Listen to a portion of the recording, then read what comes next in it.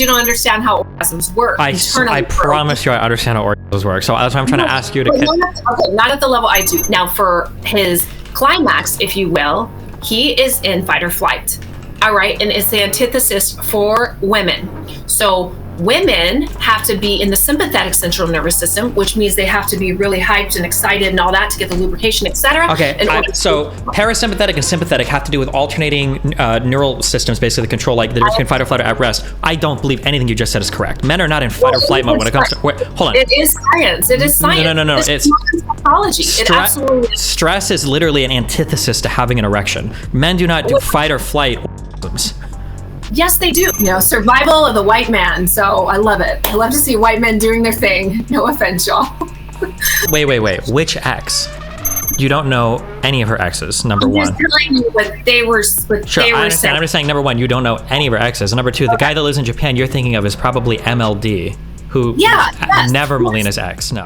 By the way, I was feeling like trash last time, so I'm good now. Okay. And so this should be better. All right. Do you consider yourself an alpha man, Destiny? And do you even buy into that whole alpha, beta, sigma, gamma, blah blah blah? So curious. I mean, I don't really buy into the descriptors, but I mean, I imagine if there was a definition for alpha, I would probably match it. I kind of have a pretty big type A personality. I think I'm relatively successful at a pretty early age. I'm a pretty aggressive person. But yeah, but it's not, I don't usually describe people or think about people in terms of like alpha or beta. It's just not something I think about. So that's something I find super fascinating about you, is that you don't like to create like absolutes or like put people in characters, or not characters is the wrong word, boxes or like categories. That's the word I was looking for. But like modern psychology and a lot of other things have done that. Ask so I'm Jennelle just about so curious why you don't he was like 7 years old. What was the last part of that? I'm sorry, you said psychology is like puts people in boxes, and a lot of people like psychology and in different like marriage and family counseling and all kinds of things around relationships, they put people even in like personalities, like you have the personality, Myers-Briggs, all these things, but it seems like you're very much so like, oh, I don't want to be in a box, I don't want to be in that. I'm so I mean, I think people can go in boxes. I just think that the alpha beta boxes are dumb. But I mean, like, I mean, you can classify people. There are personality disorders, there are mental disorders, there are, I mean, diseases. There are, I mean, there's like personality types or archetypes that we can probably talk about. The way that like alpha and beta is talked about, I think is usually described pretty incorrectly. But like, and what would, can you hand me a water, please?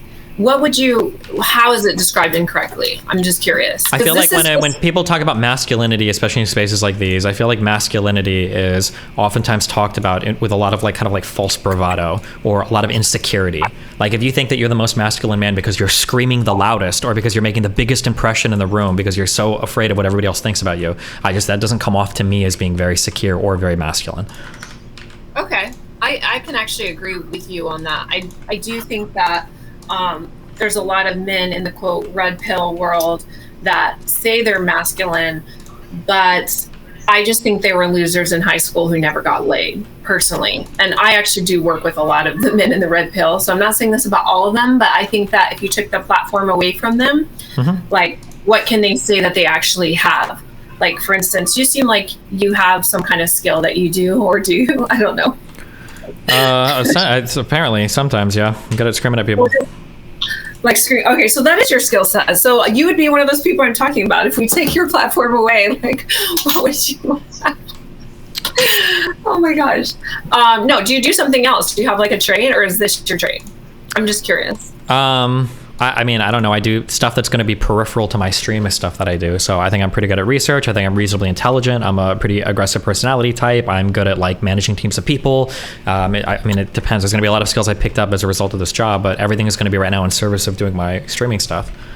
Okay, so then you are one of those streamers then.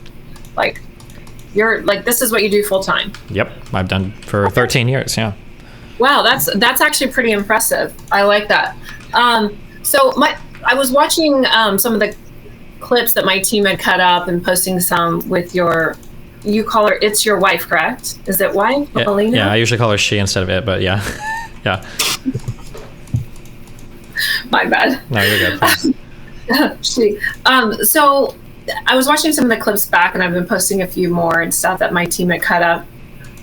And I'm just curious about the relationship dynamic. I think that people are very curious about how relationships work, right? Because what you see on social media, we know is not the truth. People think like, oh, this person, their pictures and they're going viral. It's like, come on, they're showing the good aspects of their life. Like, we know that relationships take work. It's an effort on both parts. There's a lot of give and take. I know people think that I'm very outdated in my views, but I do believe it is a team effort. However, I believe that there's still one predominant energy that leads the whole dynamic. But my question is, and then went off on my tangent, is how is it in an open relationship that you feel that, because you're polygamous or polyamorous? Polygamy, I believe, is illegal in the United States, so I would say polyamorous or open. Well, so in Vegas, in a few places, it's not. So, like, Mike Rashid openly claims that he's polygamous, and a few places you can get married. I think Utah is one of them. I'm not sure about Vegas, but Utah for sure. But anyway, so polyamorous. Do you feel demasculated in any way because, you know, you're letting your wife, she, be penetrated by other men? No, I imagine if it was something that made me feel emasculated, I probably wouldn't be involved in it. Okay, so back to what you said about being an alpha man, or that you don't consider yourself alpha, but if there was blah blah blah and you had to check a box, you would say yes, probably more that than the beta, right? That's what you said. Am I understanding you correctly? Yeah, I'd say so. Okay, all right. So the characteristics of most alpha men is that they do not subscribe at all to the fact of sharing their women by any stretch of the imagination. If a woman cheats, she's for the streets, that type of thing. Or, you know, like when I say open relationships, men in the red pill, and say, yeah, on the man's side only. So I'm curious, like, how you kind of consider yourself this very aggressive, I would consider yourself aggressive, like very dominant, kind of, I don't know if dominant is the best word. I'd say aggressive for sure, and very much so a force to be reckoned with. I'll say that energy is still a man who is doing things that are considered more, quote, beta, which would be like sharing your woman.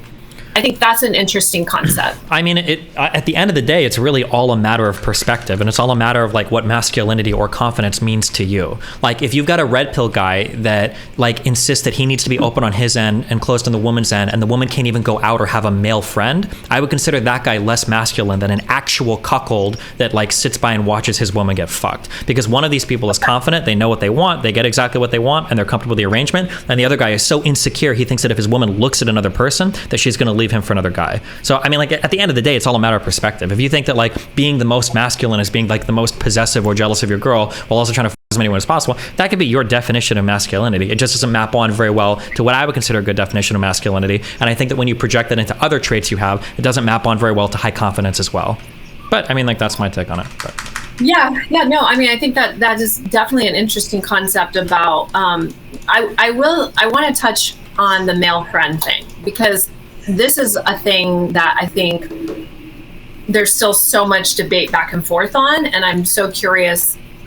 I mean, I guess you're the extreme because you let your wife, you know, be with other men. So, but for the modern person, a man by default really can be friends with a woman without there being sexual energy, and oftentimes that energy is acted on in that dynamic.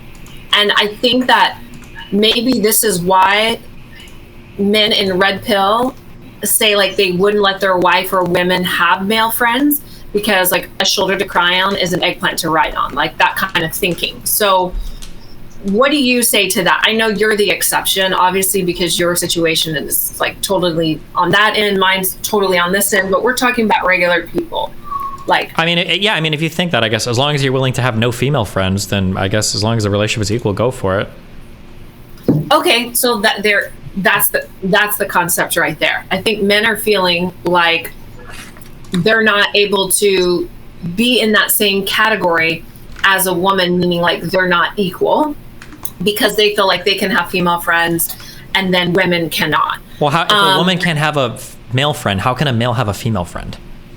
Well, because I'm guessing just from like what I've known from being around the red pill, and a little bit what I believe too, is it is a double standard, but it is a double standard in regards to the fact that men typically shoulder most of the responsibility in the relationship dynamic. How do you shoulder most of the responsibility in a relationship dynamic? What does that mean? All right, I was going to say, so when it comes to providing, protecting, being the more dominant, I mean, I argued this concept on Jubilee, and I had a huge bodybuilder guy said, yeah, I'd let my girlfriend defend us if people came into the house. That was the prompt. I didn't ask the prompt, but if you know, I would let her do it and I would stay asleep. And I'm like, come on, bro. Like, she's 5, and I asked how tall she was. She was like 5'1". And I'm like, come on, bro. Like, you're honestly saying that you guys are equal in that moment. And so I think that there's a huge disconnect with the male feminists where they want to say, oh yeah, like, yeah, we're the same, but in actuality, we're just not. I'm not definitely saying that. Okay, wait, real quick, before we go on too much, we're not the same, but like, I want to know what you mean when you say men shouldering most of the responsibility of the relationship. When I push for examples here, as soon as somebody says like protecting, like, it's just we live in the first world, okay? We're not out on the streets getting attacked every single day. We don't live in third world fighting off like, militant forces all the time, assassins. Like, the idea that like protecting somebody is like your main point in a relationship that you're going to over and over again, not you necessarily, but people that bring this point up, like 99% of the time, nobody is ever going to be protecting somebody from violence in their life. That's just not the world we live in right now. So I completely toss that out. You say providing. A lot of women work today. I guess if you live in a single parent household, or rather a single earner household, where hopefully the woman has a child, because otherwise I don't know why she's not working, maybe I can see some argument there if the man is only providing, and then be the most dominant. I don't know what it means to be dominant in a relationship. You're gonna have to break that one down for me to explain that for me. Yeah, I'll start with the protecting, because I really like to, and I take notes because I do have some concussions, so sometimes my short term isn't great. Sure. So I'm just doing that real quick. All right, so let's start with protecting. I do agree with you mostly on this. Yes, we do live in a third world. First world. I grew up in a third world. The technical term you're supposed to say is actually less developed. So I understand what it is like. I grew up in Thailand. I've been to 30-some countries. I'm very well traveled. I get it. I live in Orange County. This is the 7th richest area on the planet. So I understand what you're saying. However, I do think that times have changed, and there's a lot more crime and violence and things that are happening. For instance, just in the neighboring town that I live in Irvine, there was recently a murder. It's only the second ever in the history of Irvine, and made national news. And jewelry robbery, a personal friend of mine was just robbed, and they took everything out of his store. So I think things like this are happening more. Maybe that's not the like going to happen every day, but I think that we have to consider that these things do happen. Sure. And they're happening at I understand these things do happen, okay? I just lived in Huntington Beach. I moved out of there a year and a half ago. You're in a very safe place. I know you're bringing up one murder and one robbery. Pretty sure Orange County has over 3 million people that live in it. I'm sure there's going to be some amount of crime that happens, but it is overwhelmingly a safe place. I don't think there's any place around there. You can go down to the actual beach and up and down. I don't think I've ever felt unsafe. Like, sometimes homeless people will scream at you if you're in like Venice or whatever, but I don't think there's a place where it's like, God, like, I need somebody to like engage in physical combat with me right now, or on my behalf. Like, it just overwhelmingly, with the deals that or the issues that we deal with in life right now are not related to combat or security in like the developed world. It's just not the case. I can understand what you're saying. And Alex, I'm gonna kick your, you know what? My name is spelled wrong. It's like my pet peeve. 2 N's, please. Sorry. You spelled it yourself. I didn't actually edit your name, but I can change it for you. Okay, all right, we won't debate this, but okay, so Huntington scares me, by the way, Destiny. Jennelle, what do you want me to change? What letter? It's 2 N's, 2 L's, 3 E's. Wait, that's what it is. There's 2 N's and there's 2 L's. Oh, no, she's saying at the very, very, very top left. If that's not visible, then don't worry about it. But okay. Yeah, I'll change it.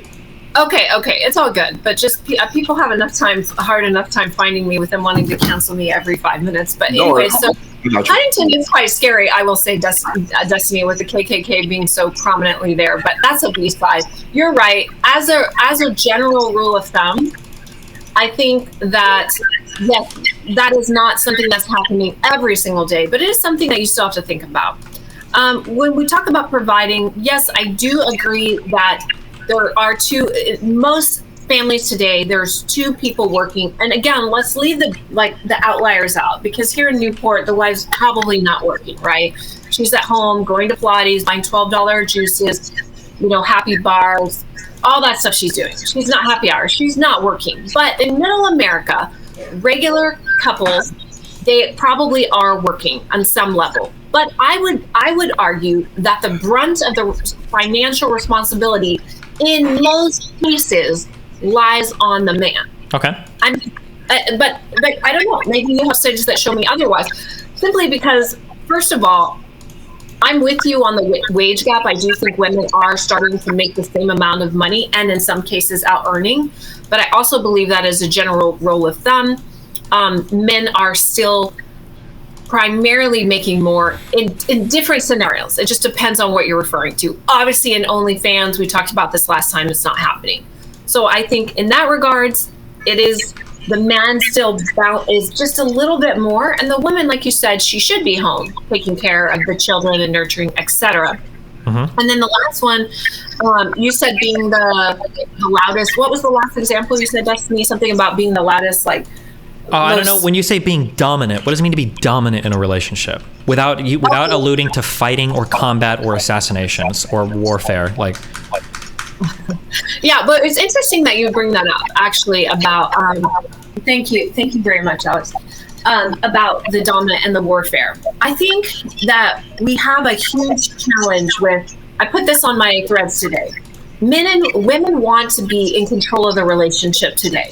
Primarily they do. They want to control everything, except when it comes to paying for the check at the end of the dinner date, or their orgasmic potential. And then they want to blame the man because they didn't have one, or they want the man to pay. But when it comes to them actually having, like, I want equality, but then when they get equality, a lot of times they really don't want it. And so I think that this is the challenge that we're having today. If you talk about women in combat, I know it might not look like it, but I was in the Army. I do not believe that women should be allowed in the Army at all. Why? Because the vast majority of roles in any military discipline is not like active combat, active. Well, combat. I was just gonna say, if they're not roles that are like office work, etc., things like that, where their emotions can't take over and they become scattered, and it's just too chaotic. And sometimes just by means of women being smaller in stature and men being bigger if you're on the front lines. And I feel like if you're talking about emotional stability, I'm pretty sure literally every study you can ever cite is going to show that women have higher emotional stability than men do. But but not in the states of, I would argue that not in the states of like trauma and things like that. If you're talking in the space about of trauma, absolutely. What do you mean? Well, you're going to talk about childbirth. I'm talking about guns and things coming at you. Sure. I think that for if you're on the front lines, we're talking about war and things like that. And I was more referring to the physical strength of a woman being in the front lines, or being in a place where they're infantry or things like that, where it's your life. And I am 5'8", and I'm like 140 soaking wet, and I work out. So I'm not like whatever, huge muscular, but I have some tone. So would you want me to carry you out? Or Alex, how old are you? Or what's your height and weight? 5'11", I'm 170 pounds. Okay. So who would you prefer to get you off the front lines if your life depended on it? Me or Alex? Alex or myself, rather? Probably Alex. Correct. And so for these types this is like 0.00001% of all the jobs in the Army. I don't know why we're pretending. Like, who would I rather have controlling the cruise missile? Who would I rather have flying the drone? Who would I rather have working support? Who would I rather have managing logistics? Who would I rather have driving the truck? There's a million other jobs in all the branches of the military than just picking soldiers up off the field and carrying them back to. I understand that. But even in regards to when you're talking about so that's the first main reason. The second reason is, I think that the military, and this is just my personal beliefs, we already have women who want to castrate men and become men and want to control everything. and then they don't understand why they're not having full orgasms and this and that because they Well, want to okay, wait. Can we got to do one thing because I don't know any of the things you're saying. Like women want to be in control of everything and they're not having orgasms. I don't know like how any of these statements are connected to each other. So let's because you don't understand how orgasms work. I promise you I understand how orgasms work. So that's why I'm trying to ask you to. Not at the level I do. So men and women get erections and get wet and orgasm and climax in different ways. And so for a man, for instance, he gets an erection in the parasympathetic central nervous system, which is the rest and digest. Now for his climax, if you will, he is in fight or flight. All right. And it's the antithesis for women. So women have to be in the sympathetic central nervous system, which means they have to be really hyped and excited and all that to get the lubrication, etc. Okay, so parasympathetic and sympathetic have to do with alternating neural systems, basically that control like the difference between fight or flight or at rest. I don't believe anything you just said is correct. Men are not in fight or flight mode when it comes to. Wait, hold on. It is science. It is science. No. It's psychology. It absolutely is. Stress is literally an antithesis to having an erection. Men do not do fight or flight orgasms. Yes, they do. It's not fight or listen. I was saying that because that's what people understand it. They don't really know sympathetic and parasympathetic. I was saying that for context. When men get a climax, their blood pressure, their heart rate, their breathing, everything increases. That's the same energy as fight or flight. It might not be as pronounced. And for women, why it correlates to orgasm or climax, if you will, they never get that chance because they don't relax enough because they need to be in parasympathetic. Wait. But women's heart rate and all of that also rises when they orgasm, no? In order to reach that climax internally, we're talking about internal O's to really get those, they have to be relaxed. Most women never get into the parasympathetic because of trauma, a bunch of other things. They don't trust the man they're with, they've been prematurely penetrated, the list goes on and on and on. And again, this is modern sexology, not Tantra. Tantra has a whole different view of it. But what I'm saying is that's the correlation between control and climax for women.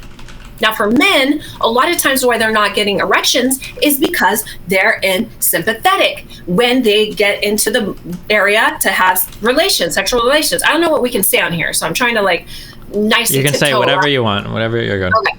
So you can say whatever, there's no rule. So that's what I was talking about when it comes to control and things like that. The first thing I work with a client of mine when he comes to me and says he's not having erections, number one, I check first of all, his health, rule that out. Number two, I check his stress levels to see what's going on. And then I find out what's going on in the relationship. A lot of times men think they have ED, but it's some kind of connection that they've attached and it keeps them in sympathetic, et cetera, et cetera. So these are like real problems of control and release. And this affects your body. It's all connected.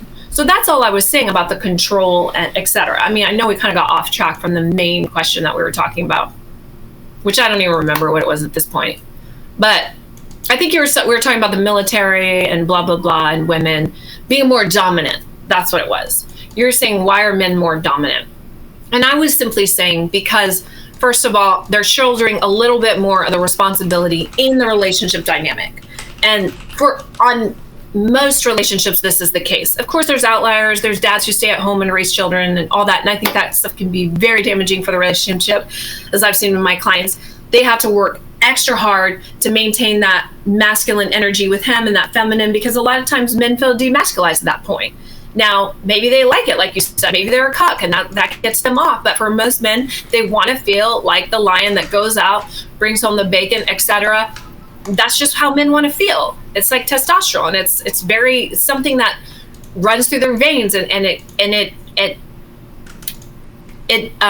what's the word? Negates how they are and how they protect, provide, and all those things in the relationship. But can it still happen? Yeah, I mean, there's dads that stay at home all the time. I don't think it's as common, but it does happen. But yeah, that was basically dominant. I think a lot of people in the red pill, when they mean dominant, it's more like, oh, they need to be like aggressive and all this sort of thing. I don't really agree with that. I think you can show dominance with just your energy, your presence, with a look. You don't have to, like, yelling is more like intimidation, I would say. But that's just my personal opinion. Mm-hmm. Yeah, I think a man that's really in control of his emotions is actually more alpha than a man who goes off the handle. To me, that's more weak energy. It's like when they find out you cheated on them, they start punching you, yelling, throwing stuff, they come undone. they can't control their emotions. If a man's doing that, it's like, wow, that's more feminine energy. Like I guess a lot of people are now saying this whole stoic thing. I don't know how I feel about all that, but I think just self-mastery, being able to master your emotions, that I think is a huge part of like a higher level, quote, more alpha man, if you will. Yeah. Okay. Yeah, but anyway, that was, I don't know where we got lost in the things. What else did we have? I'll quickly chime in. So you were disagreeing about a lot of these red pill concepts of basically the man's role in the relationship. You were saying it's protection, it's sharing resources, and Destiny was starting to disagree. I think you guys got to the first one. You didn't really get to the resources one, though. Well, I'm not sure. I'm still not sure what it means to be dominant in a relationship. I don't know what that means. Well, what does it mean for you in your relationship?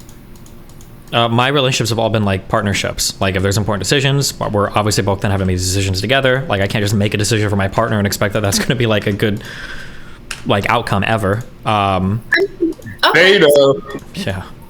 No, I don't agree with that either. I think that this is something that has been misconstrued. Like I thoroughly believe that a man who's fully connected to his divine masculine energy isn't going to bark orders or intimidate or yell. He is going to guide and lead, but he's going to do so in a way that is best for all parties involved, the wife, the children, whoever's involved. Yeah, I understand that you're going to keep saying like lead and dominant and the leader, and I'm just trying to figure out like give me examples. What does this mean in a relationship to be a leader? So when you say like you're not going to just bark orders at your partner or wife, if you will. So for instance, say I'm trying to think about something that is different than what we used last time. Just any example. I'm just curious for any example. Yeah.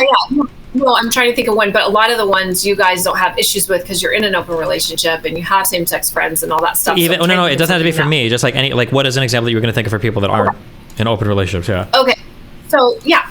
Here's a perfect one. I just put this on my story the other day. All right. So for instance, I think that it's most beneficial for a couple to not sleep in the same room every night.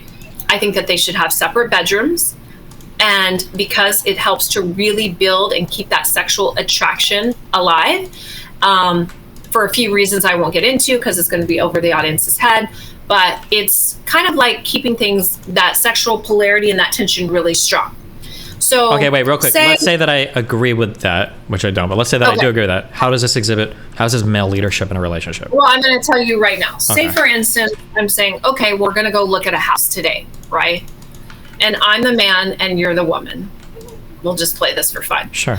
And I'm saying, okay, I'm going to want to get this house. It's, 4,000 square feet. It has 2 master bedrooms. Because by the way, I didn't know if you knew that, they're building homes like that today for this very reason. So that men and women have their own bathrooms and bedrooms and things that's how they're doing it. All right. So, and I say, this is the house I want. Mm-hmm. And you tell me, well, no, I don't think that that's going to be beneficial for our relationship. I think that we should be sleeping in the same room. Let's get a smaller house, 2,500 square foot. It's going to be more economical, blah, blah, blah, blah, blah, right? That's your argument. I'm saying, no, we need this bigger space. I don't want to, I want to have places for us to go if we get bites, etc. Blah, blah, blah.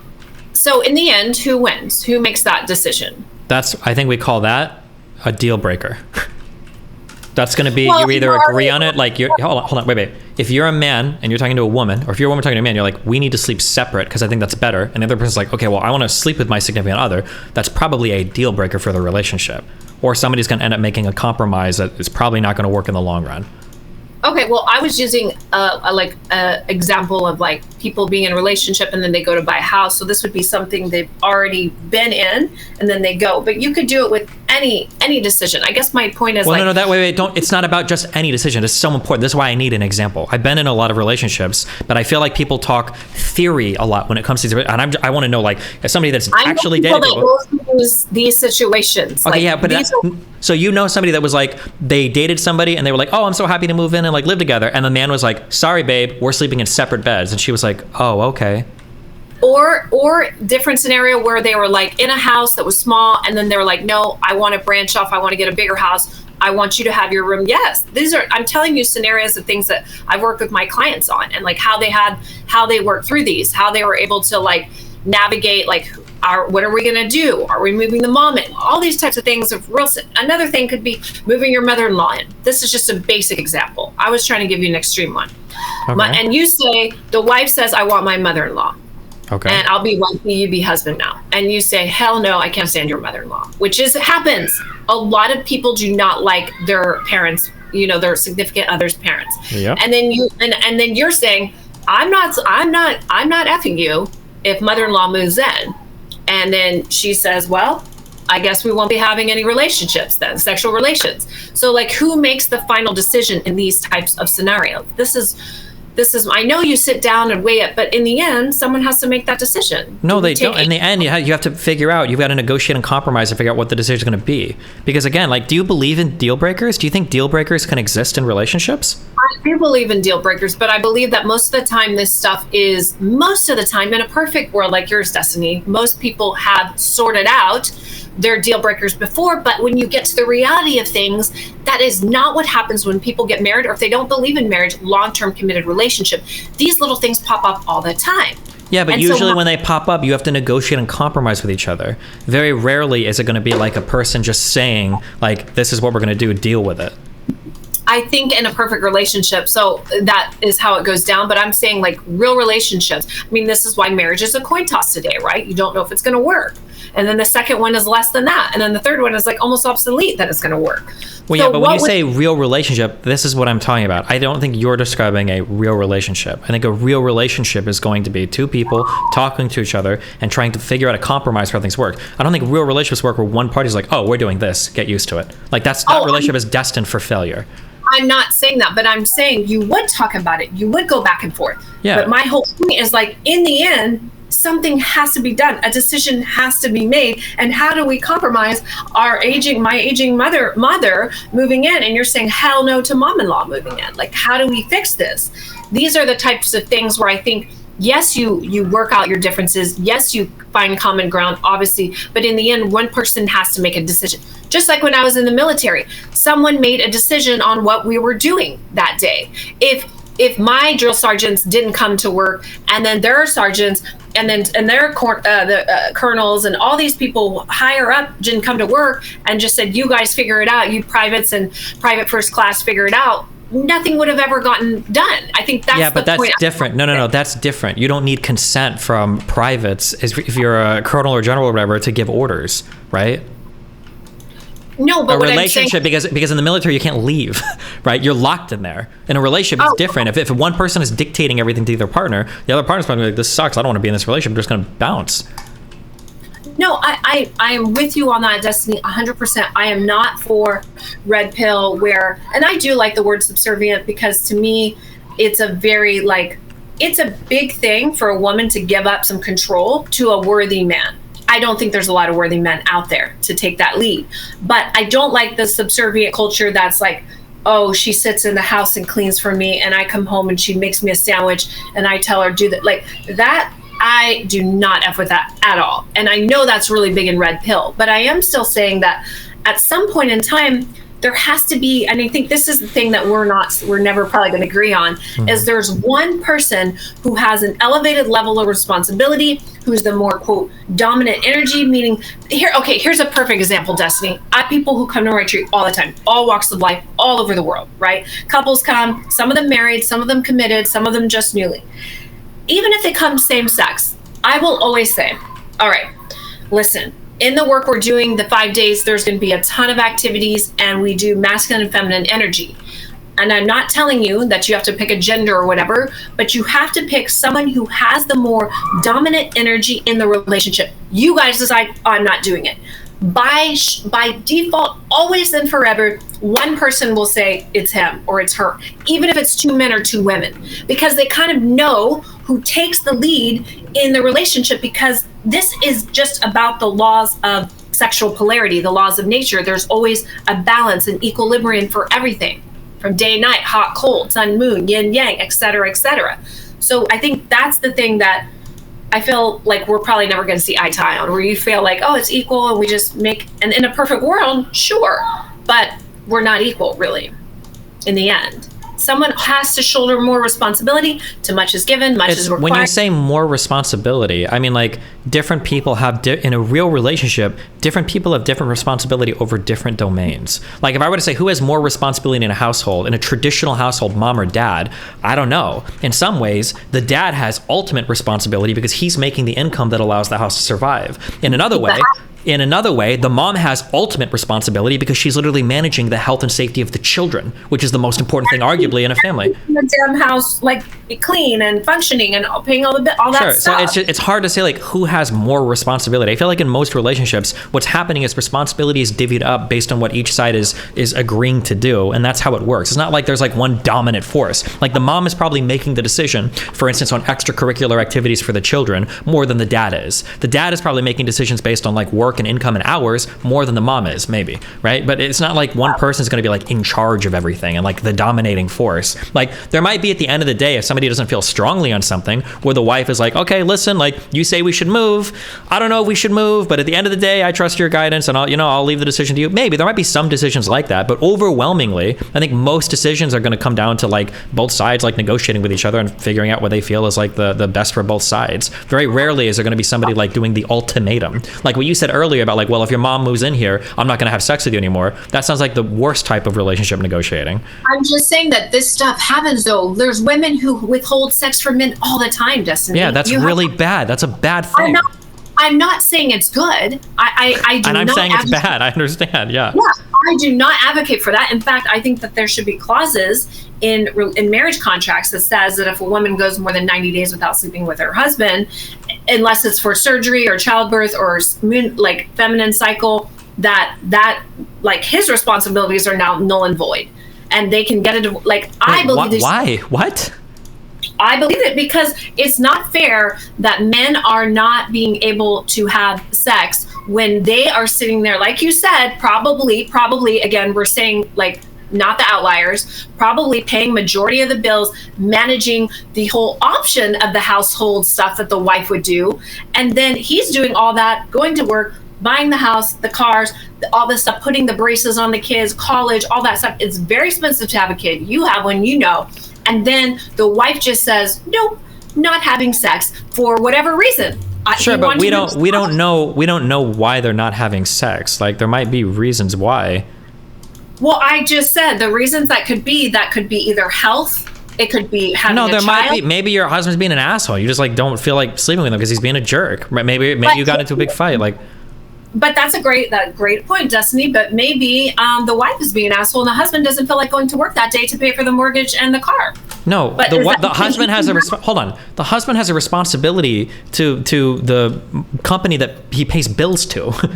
So if the husband doesn't want to go to work, he doesn't have to go to work, but then the responsibility is not going to come from the wife coming down on him. It's going to come down from AT&T or Florida Power, Light and Electric, or, the mortgage holder on the house. Yeah. But this is a really great concept, and I love this right here. Why is that he doesn't have to be responsible to make sure there's a roof over his wife's head and cars for the kids to drive and food for them to eat, but the wife can shirk her wifely duties of being what men are literally the most important thing to them is sex for most men. If that's the case, then you're already fucking up your relationship. But I mean, like, you're talking about, like, men. Why is there so much infidelity today?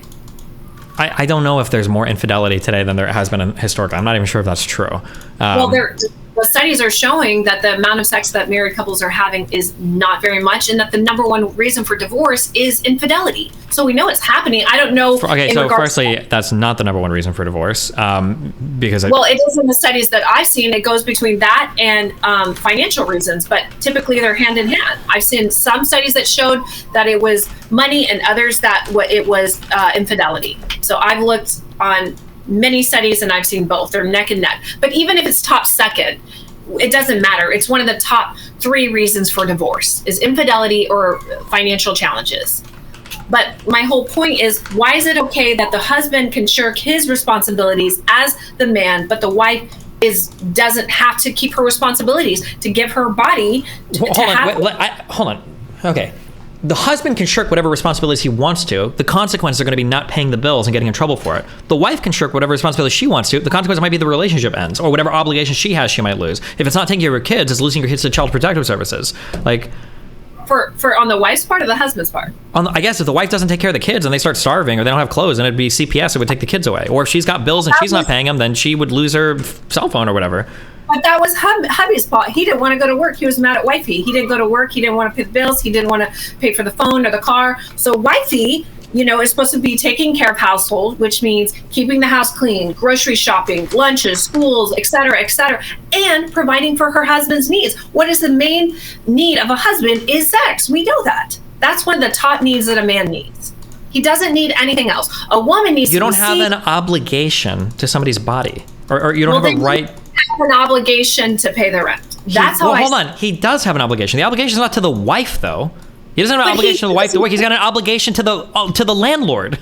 I'm talking irregardless of that. He chose, when you say your vows, I don't know if you said vows when you got married, they say, for better or worse, I promise to blah, blah, blah, whatever. They're written very differently, but he's going to provide and protect her. And I'm not saying protect meaning, guns and violence. I'm saying protect, look after, make sure you have a roof over your head, a car to drive. So if he doesn't want to do that one day, why is it okay for him to have that feeling, but it's not okay for the wife?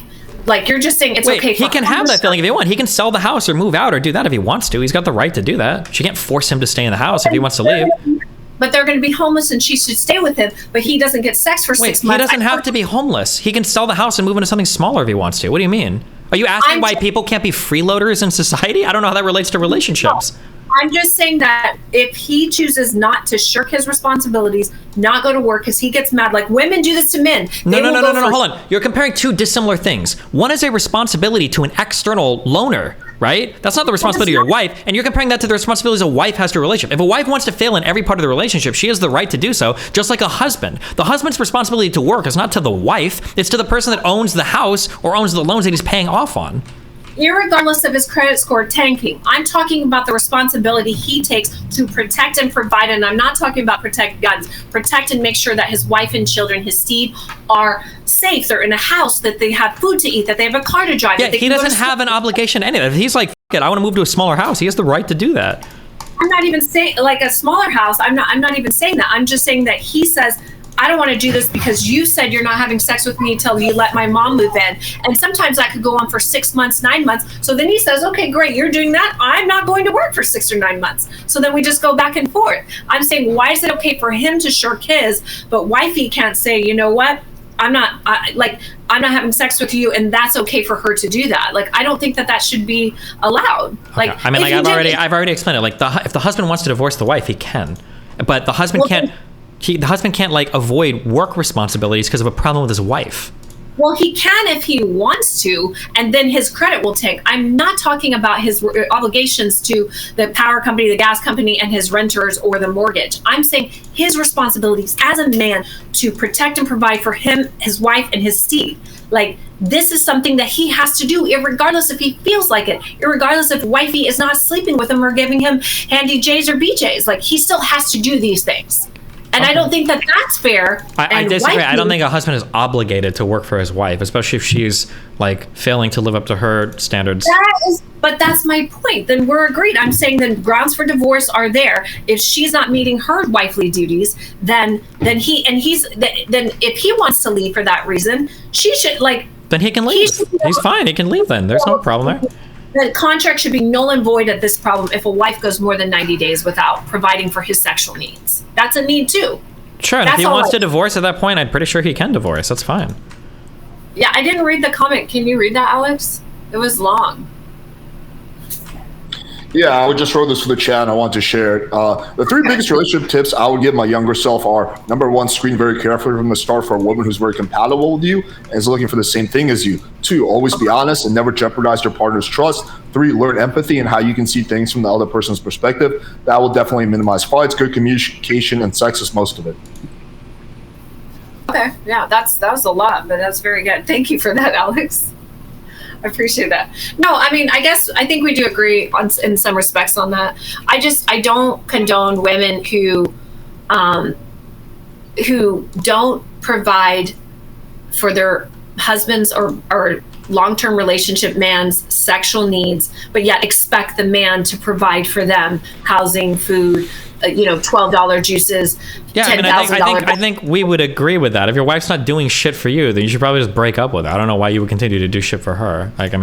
But the idea that like you're obligated to provide sex to your husband, like you're not obligated to it. If the relationship's failing or if you don't want to or whatever. But then also he's got the right to leave you if he wants to as well. Like, well, yeah, but we know that that's not the case, that women are the ones who are primarily filing for divorce. Men are more prone to stay to protect their assets, children. They know that women are primarily granted the children unless there's some other crazy stuff going on. Sure. I mean, women are probably filing for divorce because they have all the incentive to. If you're a guy and you just like leave a relationship, why would you care about filing divorce or not? A woman is going to have to if she wants to qualify for benefits, if she's not financially reliant on the husband anymore, if she needs to be able to do things with her children. Like, of course, it makes sense that the woman's going to be the one to primarily file for divorce. Why? If you're a guy, you don't care. You just walk away. Who cares?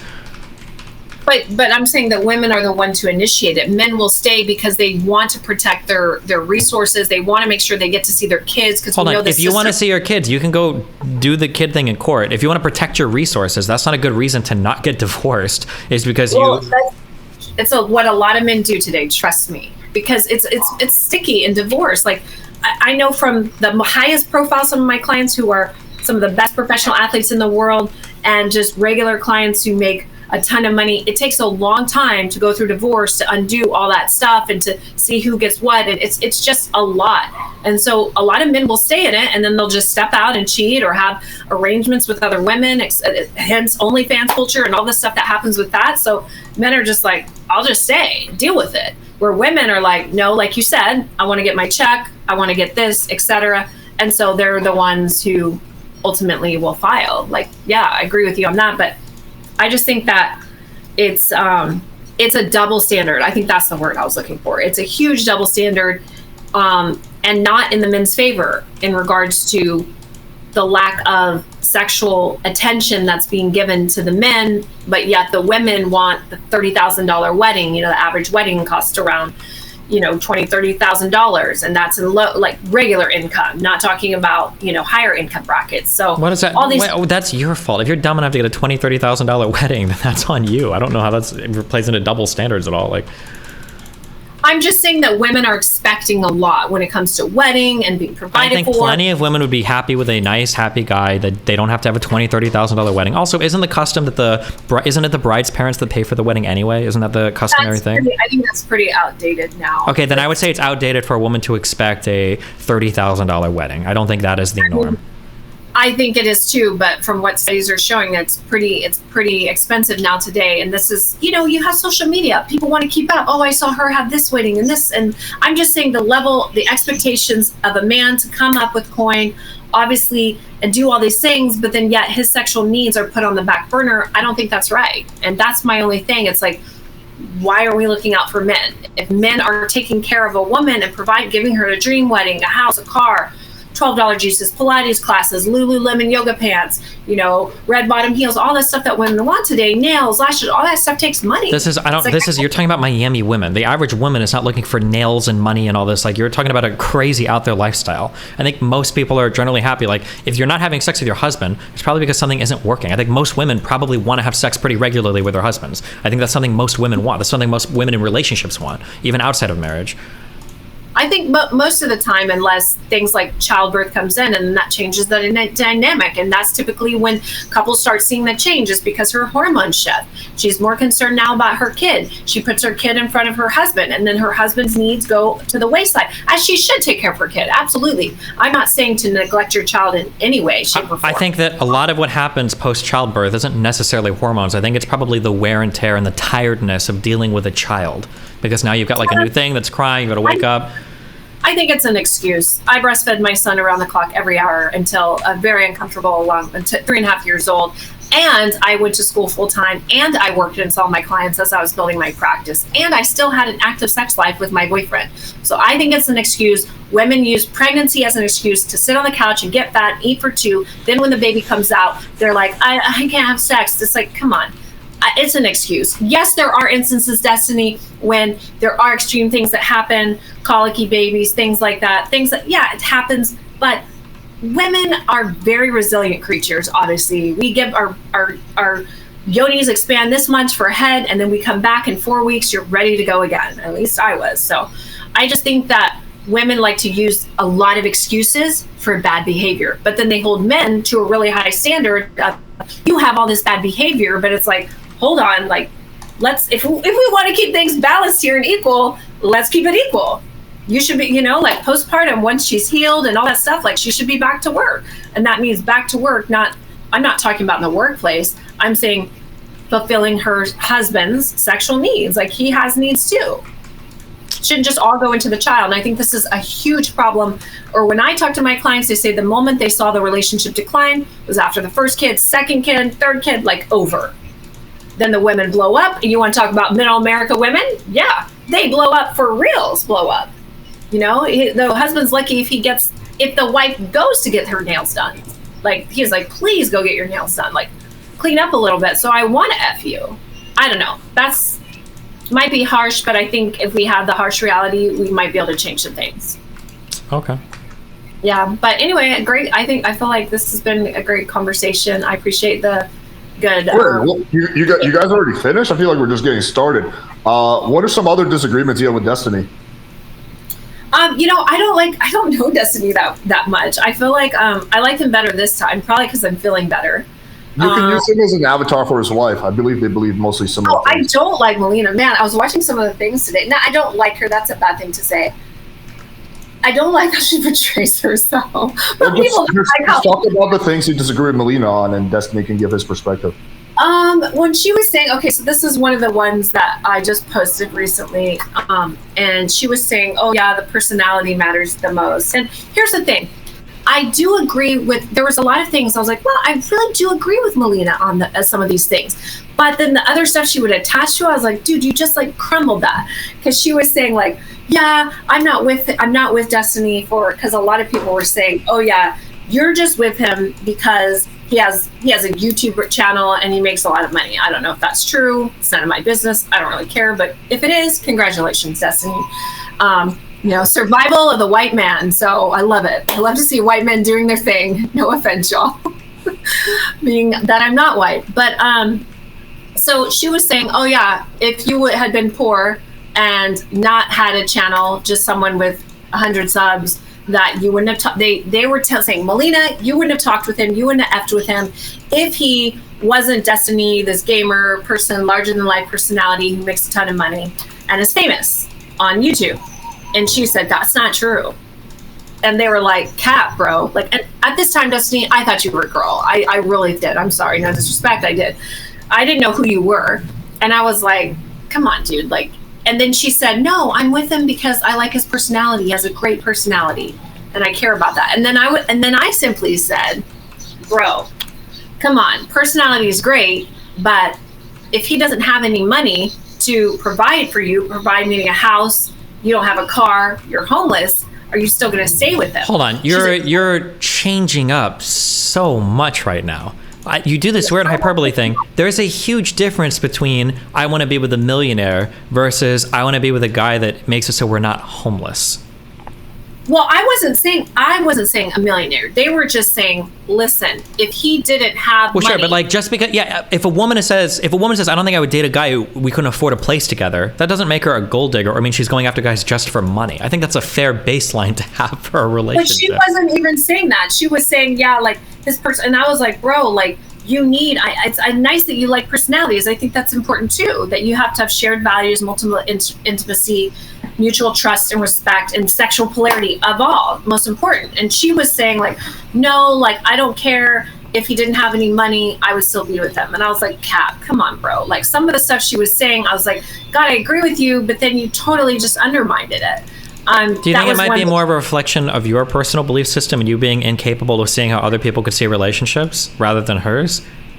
No, I just said I agreed with her that personality is important, but she was literally saying like that she would be with someone who had no money, and I was like, that doesn't make sense because you need money. I'm not even talking about. Yeah, but she also works. Chances are she'd probably be okay working if I like took care of the house. She'd probably be okay with that arrangement. Well, that was the next question, and they were saying, would you? And they asked all of us, would you be with someone who makes a substantially less amount of money than you? And I said, absolutely. I was one of like 2 people that said it, maybe 3, maybe her. Yeah, I've been with someone, but there was a few huge caveats with that. And I'm going to say huge, pun intended. He was 6'8" and he had a huge eggplant. So I was happy because I make money. And I'm honest. And that's the thing people don't like about me, is that I'm very honest and I put myself out there because I'm just being honest. But I think that she was really saying like, he makes no money, I'm okay with it. It's like, come on, bro. Like, I think she would probably be okay with an arrangement where I'm taking care of the household and she's making all the money. I think she would probably be okay with it. I don't think she's lying when she says that. I would believe. Now that I would believe, because she's more in the masculine energy, 1,000%. Then nothing she's saying is a lie. In my personal opinion, I feel that's why I thought you were a woman. Again, no disrespect. I thought you were a woman because I was like, wow, this woman looks feminine in her little frilly yellow dress, but she's very masculine. Okay, so you're all over the place. So then her original statement holds true. She probably wasn't lying.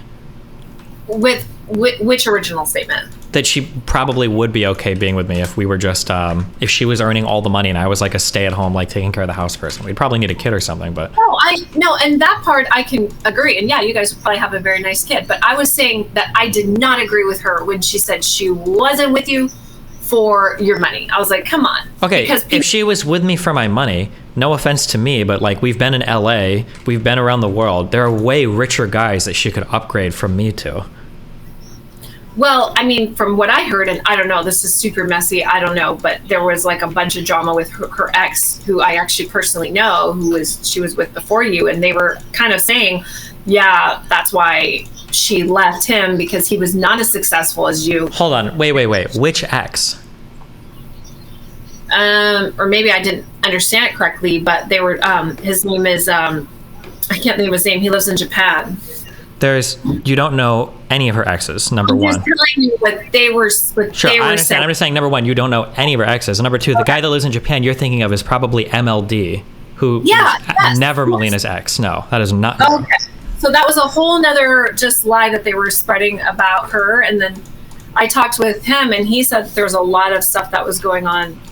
Yeah, Destiny, if MLD dated your wife, I'm going to have to stop platforming you. That's a pretty, I just can't respect you as a man if that was the case. Okay, so I misunderstood the dynamic. I thought that was his ex. And I feel like I could pull up the message right now and he said that, but maybe I'm tripping.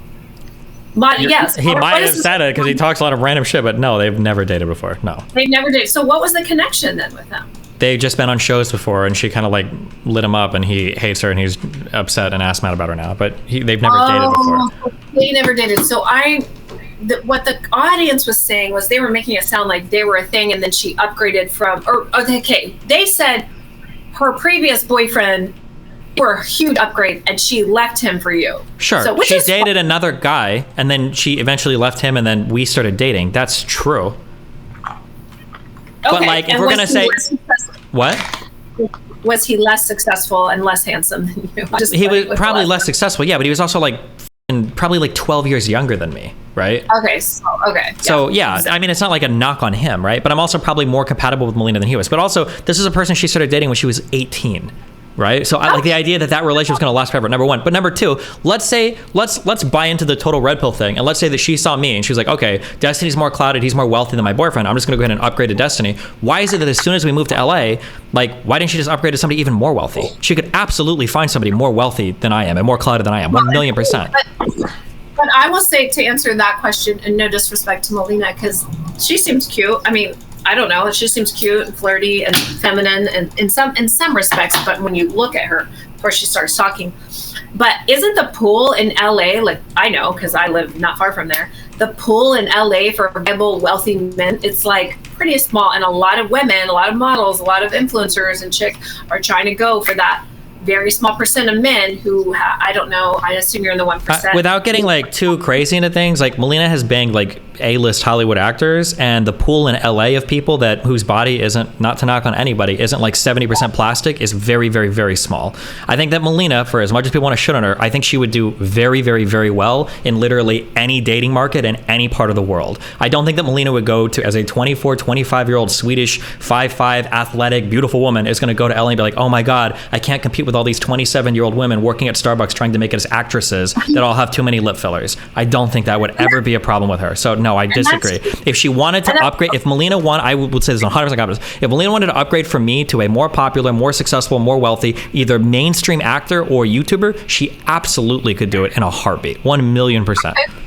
Well, good on her for that. I was just saying in general that there's a lot of young women going for very wealthy, affluent men. That's fine if you want to say in general. We're not talking in general. You guys are making specific claims about her or our relationship. Like, no, I mean, I really didn't make these claims. This is just what I heard, and I didn't know who she was or you were from Adam or Eve, so it was all like, oh, okay, interesting. All right, she just upgraded to Destiny. Cool. I wonder if she's, like, whatever, like, what are her plans next? Who's she going for next? But, I mean, I believe, if you guys love each other, it is. Will say, for the record, I'm so annoyed with people saying my lips are not real. They are real, but I do like to use hyaluronic acid, so thank you. Sure. I don't know if yours are not. Like I said, I'm not making any personal. I have no idea who's gotten what work done here. I don't know if Alex's lips are real, but I was just saying, like, in general, like, yeah. My lips are very real. Are your lips real? They're extremely real. I got those thick Russian lips. I will say this. I've done a lot of Tinder experiments where I use like a profile. Let's see what we've done. We've done a girl who weighs 400 pounds. We did my mom with AI, making her look like she's 80 years old. We've done we've done the craziest Tinder experiments. Every single time, there's guys that I think most red pillars would consider high value man, dudes who are like doctors and shit, who are like 6'3", who are matching with the very unattractive girl begging to get her out on a date. So I think that, yeah, I do agree that Melina could probably trade better than me. Yeah. Well, I mean, I'm lucky for you, Destiny. Obviously, she's with you, so she loves you. And listen, if it's love, it's love. I'm all for it. I'm actually officiant, so I do weddings, and this is a part of what I do. So it's all cool. I'm with it. I think I don't know you guys, so I'd have to spend more time with y'all to learn more or watch more of your content. That's probably what I'd have to do to really get more of an understanding of everything you do. But Jennelle, do you have any other substantive, like... I have no time. What? I said, but I raise a son and run an international business, so I have no time to watch other people's content like that. I was going to say, do you have any other, like, substantive, like, whatever, like, idea disagreements with Melina? Like stuff that she actually says, not so much her, like, personal life, that you think... I have to think of some of the other, like... main things she said. She I don't really want to get into it, but she did talk a lot about like the whole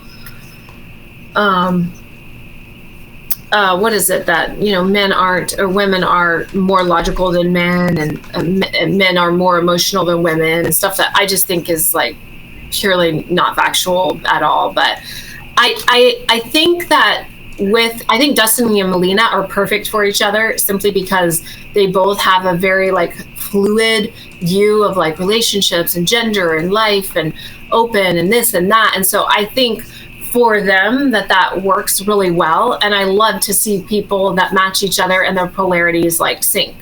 But if I had to be outside looking in, I would definitely say that Melina's the man and Destiny's the woman. But wait, hold on, I'm so curious. In what sense? And I was just, you cut me off, because when I'm with you right now, one-on-one, you're definitely more the masculine energy, even though when I'm on podcast, I come across that way as well, just to get my point taken kind of seriously, because I am women and I have fucking big boobs. So obviously, like, I have to work harder, and I get that. I'm not an idiot. I'm actually quite smart, regardless of what people might think. But on the show, when I met her and heard her talk and how she like portrayed herself, despite her cute little yellow dress, like, I was like, oh man, like and then I heard some really sexual personal stuff that they were talking about, like on the, well, I guess it wasn't personal because they were saying it in front of freaking the whole podcast. So they were saying sexual preferences like pegging and things like that you like. And so I was like, okay, so she's definitely more the man in this relationship. So, okay, hold on. Firstly, I don't like pegging, okay? Number one. But secondly, even if I did like pegging, how does that necessarily make somebody a man or a woman in a relationship?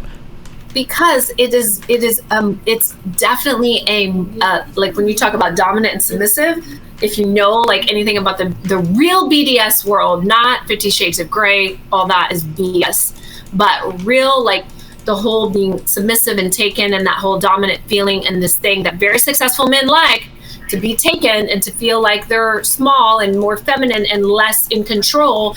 That is one of the main things they want. They want yeah, to but be like a submissive in the bedroom doesn't necessarily translate to a submissive in real life.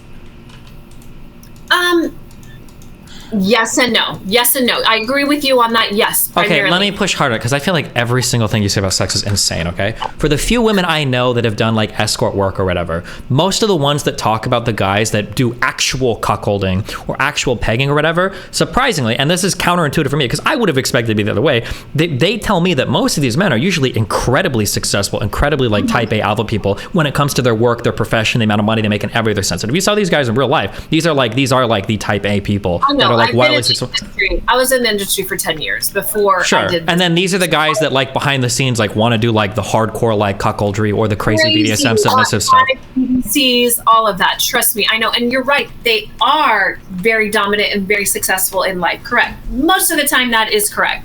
However, there's like a side of them that has been sort of adulterated because they've spent so much time and so much energy controlling and building very successful companies or doing things that are very, very minute. For instance, someone I know personally is one of the best oral reconstructive surgeons in the world.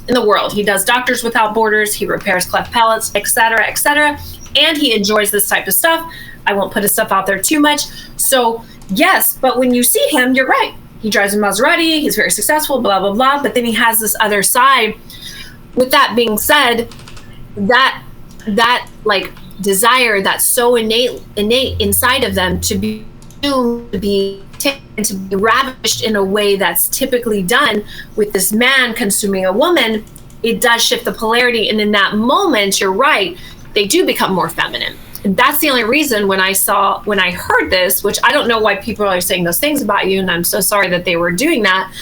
I just assumed, oh yeah, she wears the pants and this guy is definitely, it was less about the pegging and more about how she was controlling the conversations and things like that and how she was talking about you. And I was like, oh, okay, well, but then when I'm in with this dialogue with you, I'm like, yeah, he's alpha, if we were going to put that label. So I guess I'd like to see you guys.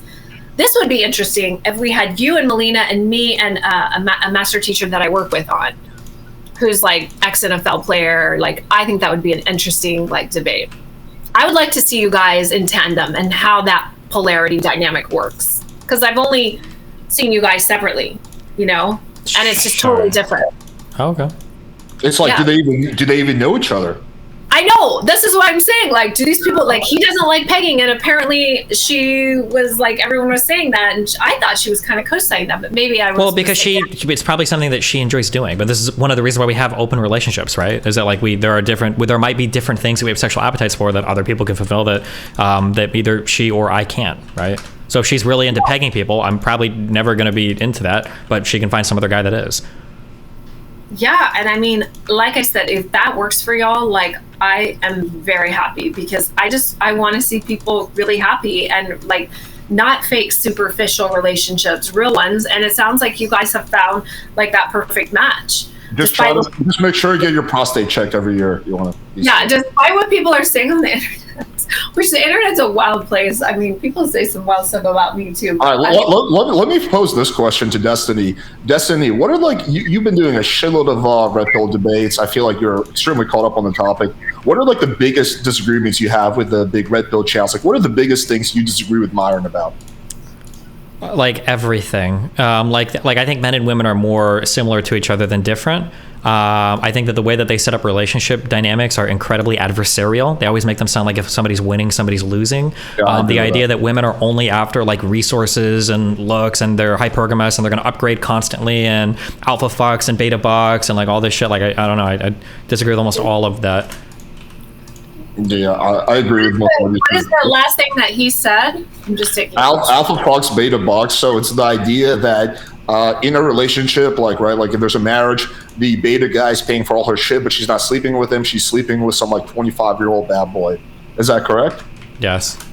Yeah.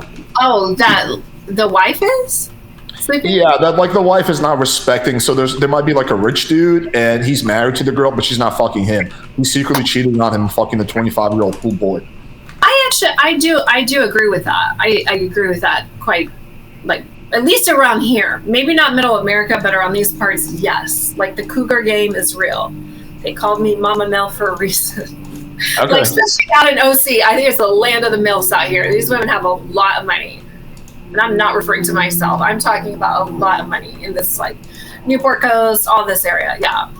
But probably, I think that's the thing that I have issues with Myron, and even he's my dear friend, but Adam, is like when they talk about like, oh, these men they're so happy, and single men are so happy because they have made all this money and effed all these women and have no children and are just living the bachelor life and going out into Miami bar scene and meeting, you know, mamacitas all day and whatever, driving their fast cars. And I'm like, yeah, for the tiniest percent of the population, like, most of the country does not live like that, does not have access to women, cars, money, cash like that. It doesn't happen. These men are alone and they're not happy. So I feel like a lot of the red pill stuff has been crafted for these coaches and these online personas that are like, yeah, drive, like, it's so cool to be me and you should, I don't know. I just think some of it is ridiculous to me. I would argue, even for the coaches, it's not the best life. It's very shallow.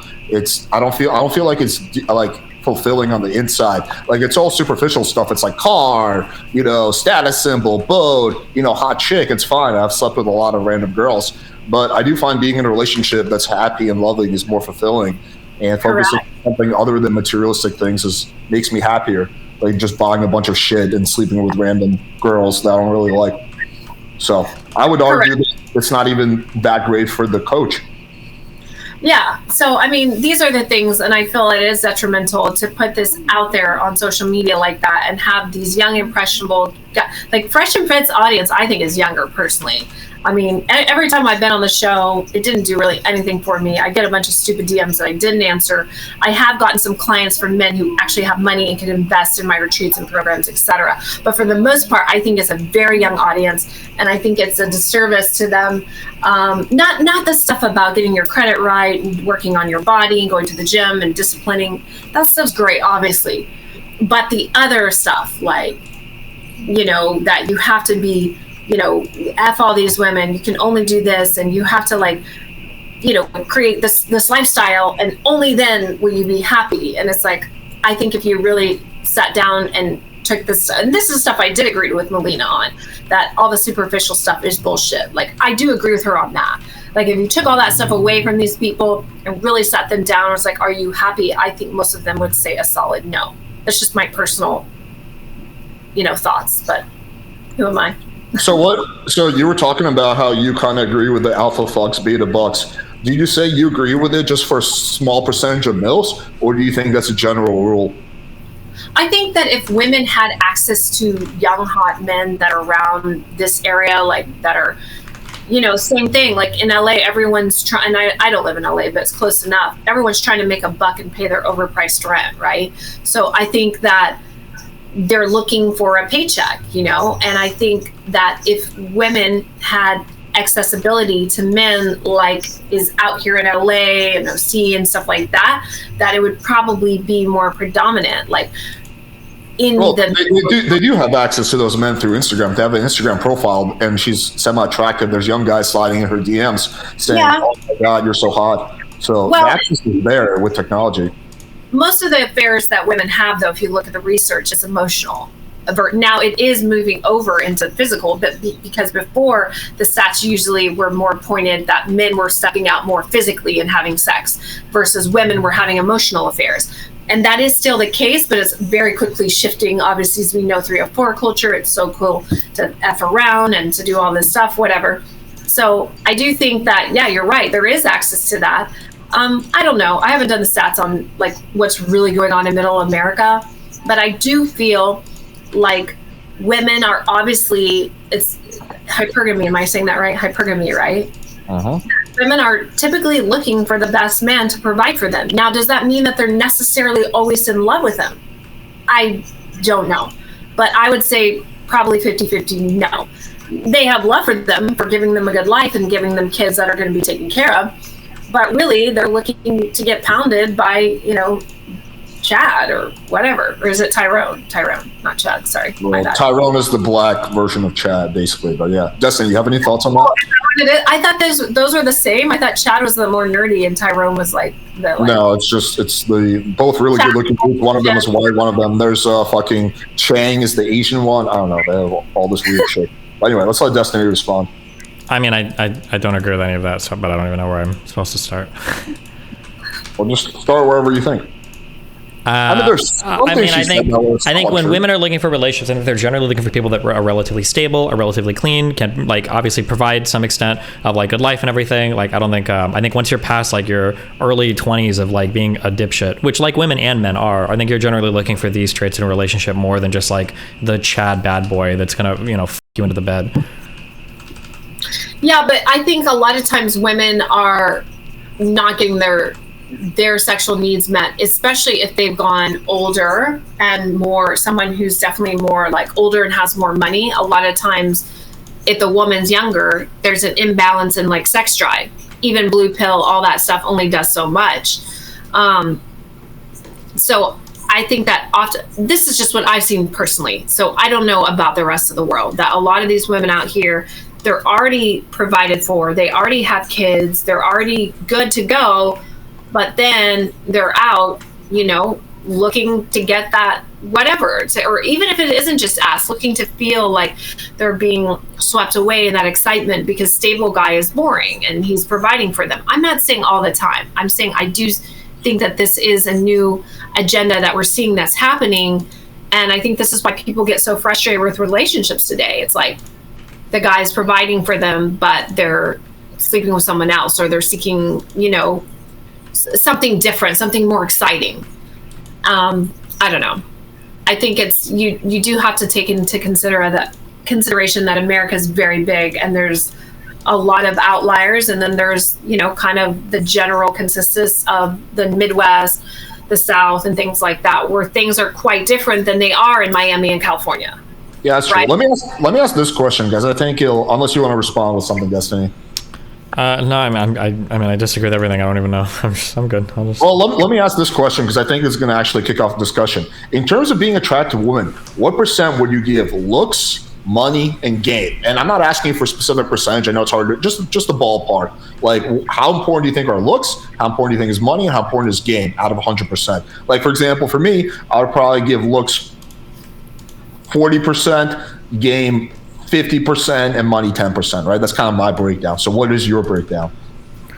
I mean, there's going to be thresholds to it. Like money is not, I don't think money is as important as people say it is, but like if you live with your parents and you're like 35, then it's... Okay, assuming, I'm going to add qualifier, assuming you meet the bare minimum threshold. Like, as long as you've got like decent minimum thresholds. Yeah, I think like if we say game is like your word for like personality and charm, personality, charisma, that's charm, going to be like at the bare minimum, I think that's going to be 50%. Yeah. What about for the other ones, Destiny? 10 to 20 for looks, 10 to 20 for money. But I think that the personality part is going to be for getting a relationship and then holding it together. I think it's going to be by far the most important thing. Okay, so then the personality part is like 70% for you because otherwise the math doesn't add up. Yeah. That's why I said it would be at least 50% on that. Okay, I got it. All right, Jennelle, what's your breakdown? Is this just for me personally or what I feel women are saying? You can give both answers. For me personally, it's quite different than other women. Women typically go for money first. I'm not that way. I'll always make some money, not a lot, but enough to live the life and travel and do everything I want to do. So for me, money is not that important. Clearly, I dated a barber who was 15 years younger than me, who made $50,000. So like, whatever.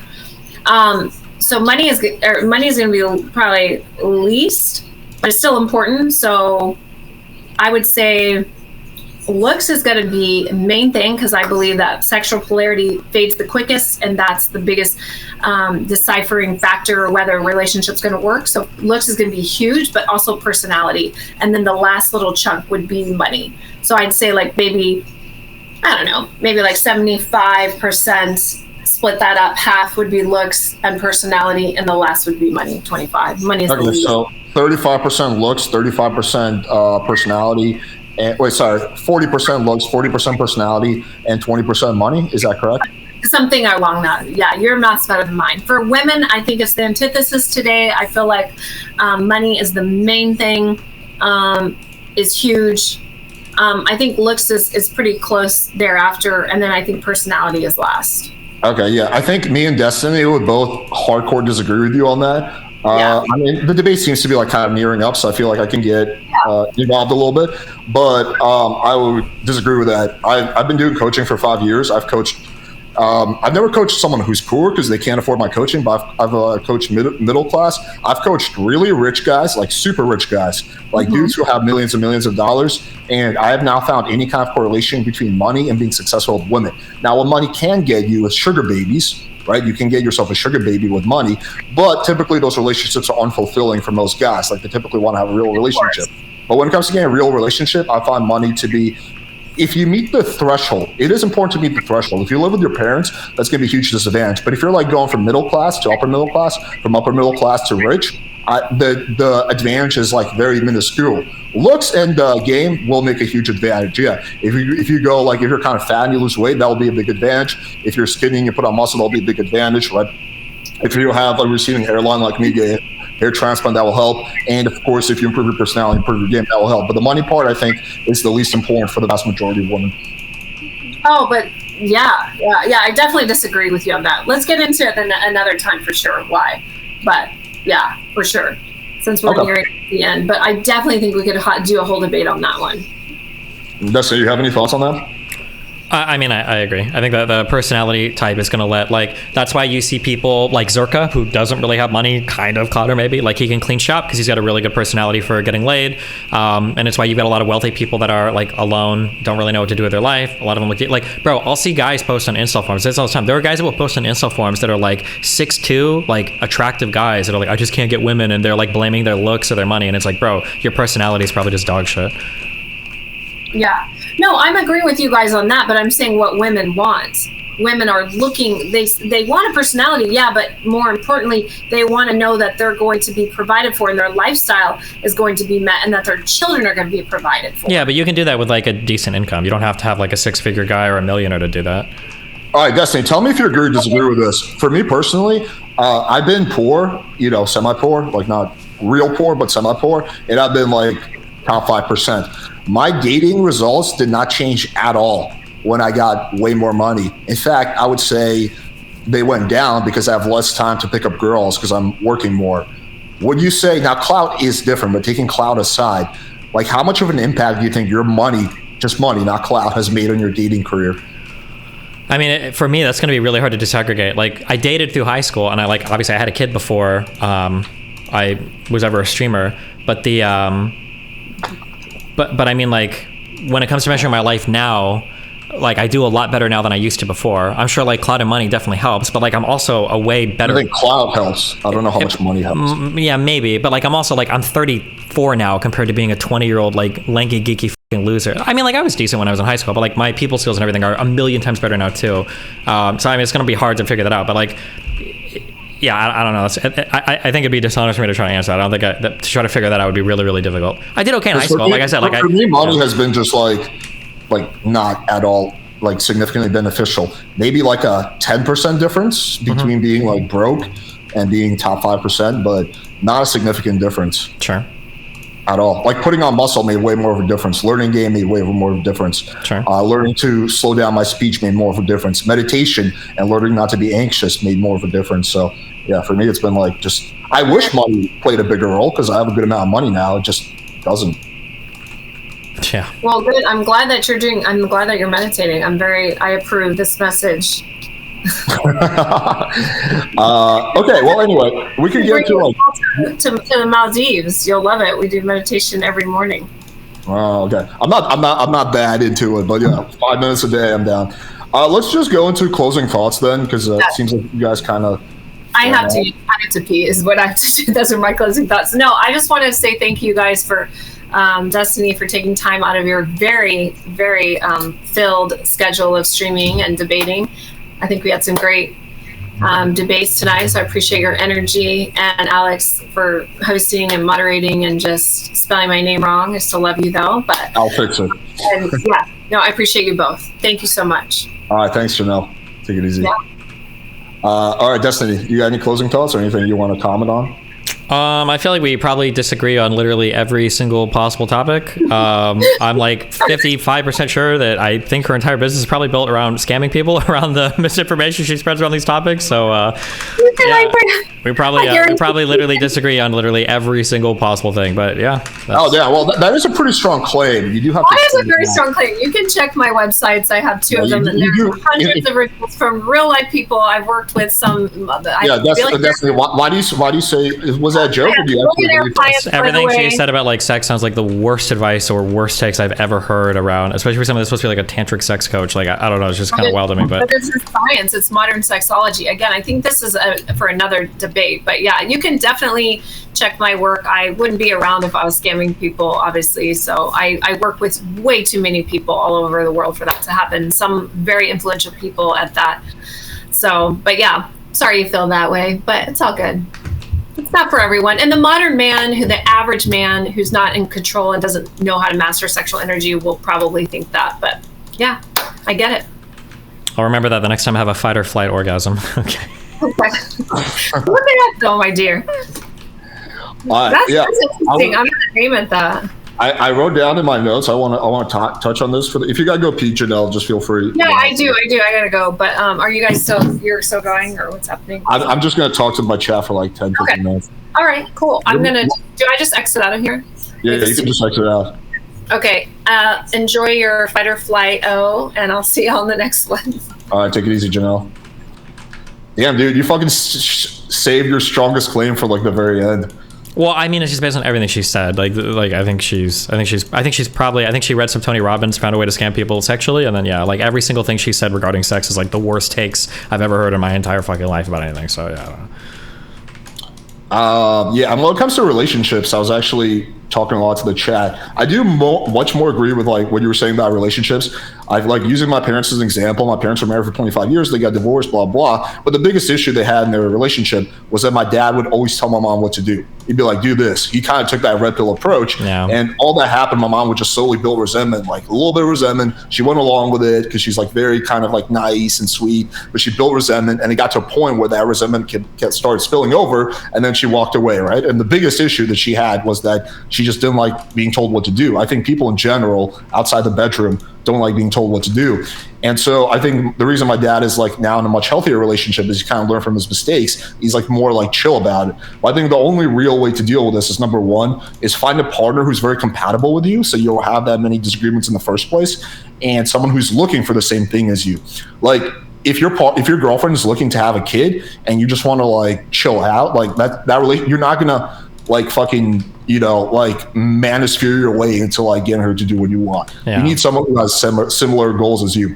And the second thing, this is why I've always like when I talk to these people, and I'm gonna keep doing this over and over again. I always try to push these people. Give me an example. Give me an example. Give me an example. Give me an example. Because people say like, be a leader in a relationship. Okay, talk to me. And I'm not trying to say I have perfect relationships or anything, right? Like I've had several pretty long-term relationships at this point. Like I think I've had 4 relationships now that are 3 years plus. My current marriage is about 4.5 years. My last ex was like 5 or 6 years. My kid's mom was 3 years. My first wife was 3 years. Like I had a lot of long relationships. So when somebody's telling me like, oh, take charge of the relationship, okay, tell me how. And it feels like when I can't get a single real example, it makes me think they have no idea what they're talking about, right? Like I feel like a lot of the dating stuff and a lot of sex stuff is like theory. Like they have like theories for how it works, but it's like, okay, well, how does this work in a real relationship? Can you tell me? Because like I could think of examples for them, but I'm not going to because pretty much every single one of those people is not in a relationship. That's why. I know. That's the thing. 1, they're not in a relationship, and then 2, they always just go to like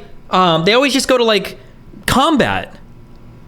Yeah, like self-defense. Yeah, and it's like, bro, the average woman is not selecting. Like, she might like a tall, muscular, confident dude, but like most people aren't thinking like, I need somebody to protect me at like on the streets of Gotham. Like, bro, we live in the developed world. That's also not where most of your relationship problems are, right? Like my man didn't defend me in a bar fight. Like usually it's like my boyfriend doesn't put the toilet seat down and we can't figure out how to split up chores even though we make the same amount of money, or like my boyfriend doesn't spend enough quality time with me, or my girlfriend turns me down too much when I ask for sex, or my girlfriend wants me to meet her in-laws all the time and I hate them, or we can't, like, these are like real relationship problems. But in their world, their relationship problems are like, my boyfriend is or isn't Jason Bourne. And it's like, it's so cringe. It's so divorced from reality, like from any real relationship issue. And I just hate that. It's so irritating. Yeah, in a first world country, for sure. I've never had anyone break into any house or apartment I've lived in. I've never had anyone like attack my girlfriend when we're out. Like, this stuff doesn't commonly happen in first world countries.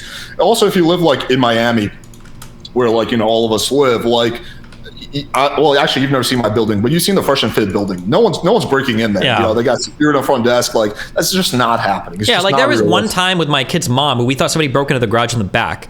And we both sat in the house. We called the cops. Like, what the fuck? Like, do you think I'm gonna take a bat and go in the garage and see who like snuck into my shit? Like, yeah, I don't know. It's just like it's so silly. I don't know. And Did someone actually break in, or was false alarm? It's a long story, but basically, we had a downstairs neighbor who we knew was smoking pot because every time we would come home, he would there would be a burst of Febreze, and we thought that he'd snuck into our garage to fucking smoke pot. So we ended up calling the cops because we wanted to bust his ass because we hated this kid so fucking much because he's a pathological liar. But in reality, there was a weird thing where that back door would like. The wind would cause the door to open and shut, so there was nobody in there, and we both just mind fucked ourselves into thinking he snuck in because one of us like left the light on. But that's a long time. Sorry, call the police on someone for smoking weed. We hated this motherfucker. I was looking for any way to get this guy out of our fucking life. We hated this fucking. He's a pathological fucking liar. This kid told us that his mom and dad were bodyguards for Barack Obama. Okay, fuck this kid. We did call the cops on him. I wish he would have been in that garage. I got his ass fucking tossed out. Fuck that kid. Jesus Christ.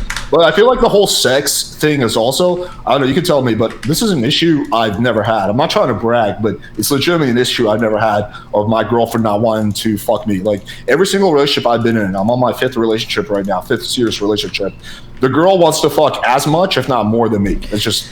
Yeah, and I understand this stands in like opposition of polling data, so I have to be careful anecdotally. From my personal experience, that's always been the issue, is especially because like, bro, I'll get so into like work and shit, and I won't even think about sex for like a week. If I'm just like fucking working, doing my shit, you know, sleep, wake up, gym or whatever, blah, blah, blah, like it's always my partner that's always like, hey, let's be more sexual, hey, blah, blah, blah, blah, blah. And then when I talk to other women, it feels like overwhelmingly it's women that are complaining that their partners aren't fucking them enough. That could be anecdotal, maybe it's the kind of women I know or whatever, but like I hear that complaint a lot. Yeah. But here's my theory on that. I think that happens predominantly to guys who suck in bed. Like, they don't make their girl come, and then eventually the girl's like, well, why would a girl want to fuck if it's like not a pleasant experience for her if she doesn't get to come? Like, you got people like mine who say like women's sexual pleasure doesn't matter, but there's a lot of people who feel that way.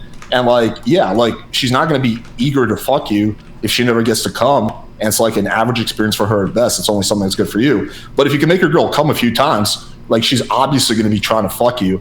Like, a guy can have like 1 orgasm during sex. Most guys. Mm-hmm. A lot of girls can have like 3, 4, 5 orgasms during sex. Like, who's the one screaming at the top of their lungs in a porno? It's not the guy, it's the girl. So yeah, I would just, my theory would be that almost every single one of those cases, aside from the fact where a woman might have a medical problem or she just lost attraction for her husband, that can happen. But aside from medical problems and stuff like that, the guy just sucks in bed. Possibly, yeah, that could be the case, yeah. But yeah, every tag I hear relating to like actual sex, not just getting to fuck, and actual relationships, not just hooking up with somebody, they have like, it feels like nobody in the space has anything to say on it at all. What do you mean exactly? They just have nothing. Like, when was the last time you heard relationship advice from a red pillar besides like be dominant? Like, how do you resolve conflict in a relationship, right? Yeah, or if you've got like competing interests, like your girlfriend wants to do one thing, you want to do another, how do you like negotiate? Or like, how do you set boundaries? Or like I never hear these talks. Or even when it comes sexually, like, how do you get somebody off well? What does it mean to have a good sexual encounter? Like, how do you even know what your partner likes or wants? Like, you never, ever, ever hear about those things. Like, if you would ask a red pill, like, what's the best way to get a woman off? He would probably say, be the most alpha man you can be. Maybe play Andrew Tate videos in the background while you're fucking her from behind. Like, it's like the most insane shit in the world. Like, well, that's because I think these guys think that like eating pussy makes you gay, and it's like, well, okay, I don't know. Well, I think that's because a lot of those guys don't have the answers, and the answers are really not that sexy to the audience. Like, at the end of the day, a lot of it comes down to good communication, honesty, empathy. Like, this stuff doesn't really sound good. It's not. No one's going to watch that. But that's the answer to having a lot of good relationships: having clear boundaries, screening very carefully. I mean, one of the big things, like, I'm just looking back at like. Now I'm on my 5th relationship. I would say it's by far the healthiest relationship I've ever been in, right? Each one got a bit better because I learned from each one. But the mistake I used to make in the early ones is that, first of all, I didn't screen really carefully for girls who have similar values. I would just date a girl who's hot and nice, right? I didn't really look at like, okay, what are these girls' values? What is she looking for? Number 2 is that I would sometimes tell like little white lies, you know. I wasn't like fully transparent, and then it would get to a point like a year in, the girl would find out something, and she would like lose respect and lose trust of me, not respect, but lose trust of you know, with me over that. And it's like, well, I thought I was like not telling her for her own good, you know. I have my own reasons, but like at the end of the day, that wound up hurting our relationship. And number three, I sucked at communicating.